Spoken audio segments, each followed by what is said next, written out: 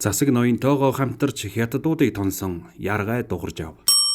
Өврангай аймгийн Харьяат Захиур Жанжив хэмээх 60 гаруй насны өвгөн дээхэн үед Түшайтхан аймагт зард гарч явсан шилийн сайнэр өөрийн өвг эцэг болох Яргай дугарж ав хэмээгчийн тухай өгүүллээ. Бүрэн засагчийн 4-р онд Түшайтхан аймгийн Ван Ловсонд орж жил болгон хятад пүүсэнд үр тавьсаар 20 гаруй мянган лан мөнгөнд хүргэжээ. Тэрбээр энийг өрөө төлөх нь бүхэл улам нэмсээр байсан тул хятад худалдаачид ихээхэн бухимдаж Түшайтхан аймгийн чуулган даргад гомдол мэдүүлжээ.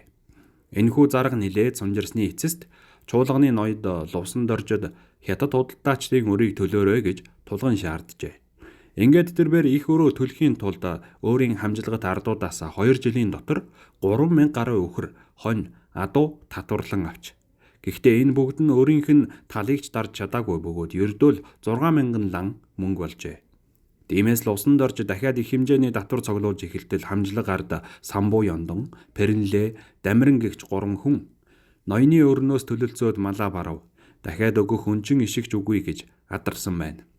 Үүнийг сонссон Ван ихэд хэлэгнэж тэр дорн цэргэлэн очиж тэр гурвыг баривчлаад хар гэрт хорьчихжээ.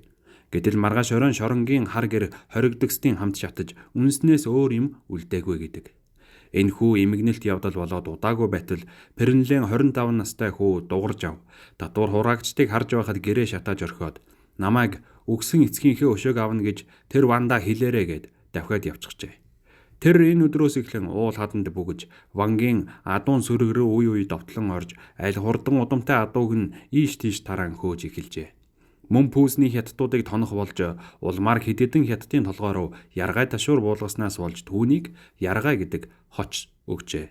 Дугарж ав эцгийгээ даган багаасаа аян жинд явсан болохоор хүдэр жирэг хэр баргийн хүнд дийлдэхээргүй ямар ч эмнэг хангал адууг уурга бугуул хэрэглэхгүйгээр ноцоод барьчихдаг нэгэн байж л дээ. Дугарж ав иймэрхүү маягаар 3 жил хулгай зэлгээ хийж хаанлвал хаана явдаг нэгэн болсноор нутгийнхаа ард олонны дунд шилийн сайн ир гэж хүндлэгдэх болжээ.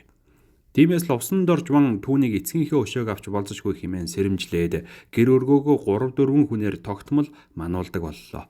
Тэгтэл нэг бороотой өдөр юудан цовтай хүн Вангийн өргөөний гадаа морио тусчгаад шууд гэрт орсон нь Яргай дугарж ав байж.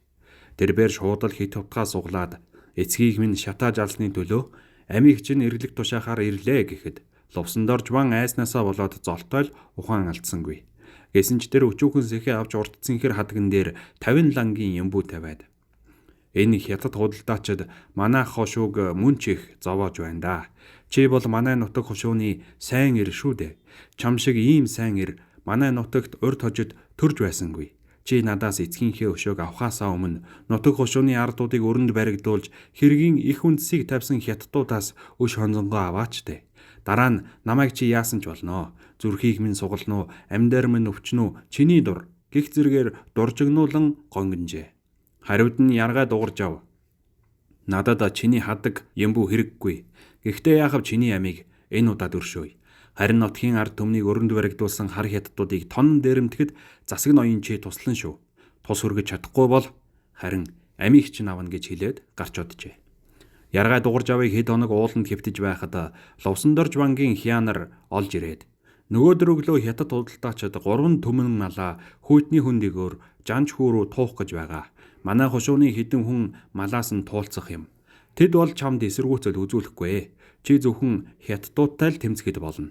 Чамд үүнийг дуулгаарай гэж Ловсонд орж Ван биднийг явууллаа хэмээсэн байна.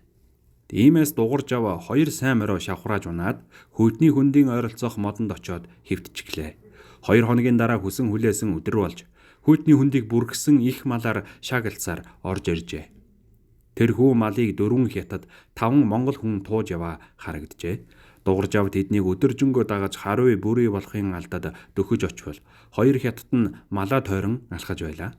Мань залуу нэг хятадынх нь араас дөхөж очоод ташуураар ард агзрун цогтол пид хийтэл унчглаа. Тэгээд цааш гитсээр нөгөө хятадын толгой руу ташаараа болгох гэтэл өнөөх нь эргэж хараад муухай хашгирчээ. Тэгмэгц дугарж ав дайран очиж тэр хятадыг нам цохиж унахтал хамт явсан хүмүүс нь мэдчихэж гин. Тиймээс тэр арга буюу зугтсан байна. Тэдгээр мал дуугчид түүний араас хөөлгүй 2 хятадаа дамжлан майхан руугаа очлоо. Энэ үед дугарж ав 500 гаруй өхөр хонь тасалж туугаад хөдөлгөхөд мал туугчид майхнаасаа гарч ирээд ланжуу буугаар толгой дээгүүр нь буудаад түүний араас хөөх аядсан ч төдөлгүй буцжээ. Эднэр лувсан дорж вангаас даалгавар авсан хүмүүс байсан нь тодорхой биз. Тиймээс дугарж ав тасалсан мал аажуу 50 тууж явсаар ойролцоох айлын малд нийлүүлчихэд нөгөө тууварчдыг дагсан байна. Төдөлгүй тэднийг өдлөх үед шуудал гэмгүй царайлан давхиж очиход нөгөө хоёр хятад хэвтэрт орчихсон хүн танихын аргагүй амьтад болчихсон байж шүү. Яргай дугарж авыг мордох үед нэг монголон дөхөж ирээд чи өнөө шөнө мананд гарах хоёр хужааг л балбчих. Бид бусдыг нь аргалжихна гэж шивгэнсэн байна. Дугарж ав шөнө болмогц морины хар гүүхээр манаач хятад руу давхин очиж ташуураараа нам ширвэж орхиод нөгөө хужааг нь унаж яваа мориороо дайрахад монгол тууварчид дээрэмчд ирлээ амиа бодоороо гэд тал тийшээ зориуд зүгтсэн байна. Дугарж ав нөгөө хоёр хятадыг барьж авч хүлээд дөрвөлөнг нь майхнаар нь дарж орхиод дараа нь бүх малыг туугаад хөдөлжээ. Түүнийг дөнгөж гөвөө давхад нөгөө хідэн тууварчин буцаж ирээд лувсан дорж бантан чамд туслаарай гэж бидэнд зориуд хэлсэн юм. Энэ олон малыг хэд хэдэн айлд тараан байрлуулна гэмэж.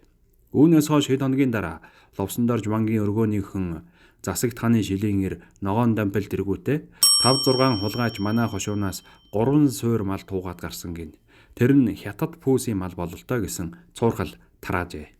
Энэ үед хятад худалдаачид тал тийш нь баахан ирэлчид дахиулсан ч нуур далай шиг их мал нь газрын гаваар орсон мэт сураг алдарч. Ингэж л шилийн сайн ир яргай дугарж ав засаг ноёнтойгоо хамтарч хятадуудын малыг тонон дээрэмдэж байсан түүхтэй ажээ.